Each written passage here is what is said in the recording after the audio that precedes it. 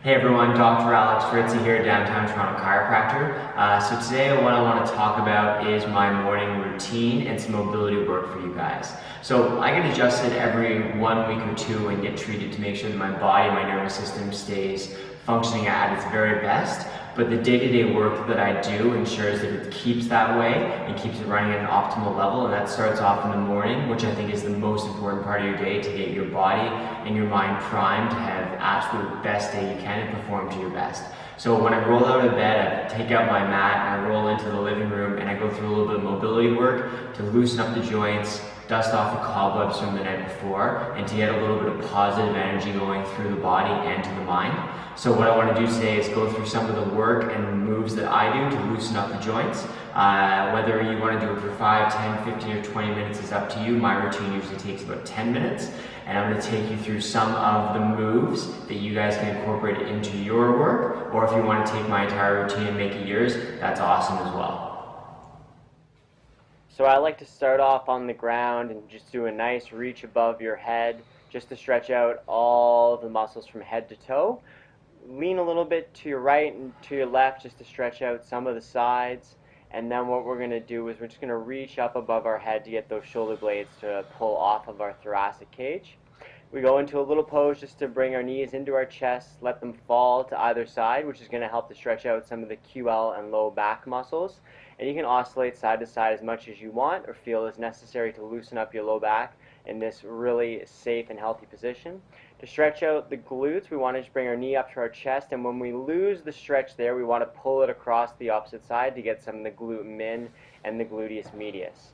On this side, you can see also when we lose that stretch, we bring it across to the other shoulder, which is going to really target those glutes and muscles on the side of the leg. If you want, you can also put your leg into this modified pigeon pose, which we're going to work on later as well. But I love to get these deep muscles in the hip capsule to stretch them out. As we move up onto our knees, we're going to work on stretching out some of the groin and the adductor muscles statically. And I love just to do a little bit of a reach over to get some of the lat and QL muscles as well. You can spend as much time as you want in either of these positions and even oscillate a little bit at either. And I'm just showing you quickly just for demonstration purposes. But both these moves are fantastic for just stretching out the sides of the body. Next, we're going to focus on the spine, and we're going to do our cat camels. You see when I do this, hands are underneath shoulders and hips are right underneath the knees, arching the back nicely as they oscillate between the two positions. Something I've been playing around with lately that I love is bringing the knees and the hands closer together, which gets different aspects and different vertebra in the back to get them mobilized.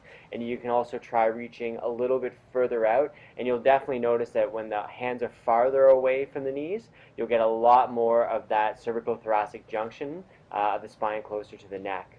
Of course, I wouldn't go without doing some reach back exercises to mobilize my mid-thoracic spine early in the morning, which is not only going to help anybody with office-related back pain, but anybody that's an athlete needs to have this range of motion, and you can do it either with your hand on the small of your back or on the back of your head. Like our last video we did last week, we talked about doing the lat rollout where we just put our hands up on the ball rolling forward, and this isn't so much a stretch for the low back but more for that mid-thoracic spine and for those big lat muscles, which are the swimmer's muscles on the sides of the body. This is going to get them loose to take a lot of tension and compression off of the lumbar and the thoracic spine, and is one of my favorite parts of this morning.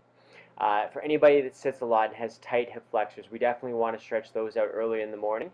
And the key to this move is we want to make sure that when we lean forward, our lumbar spine stays nice and neutral.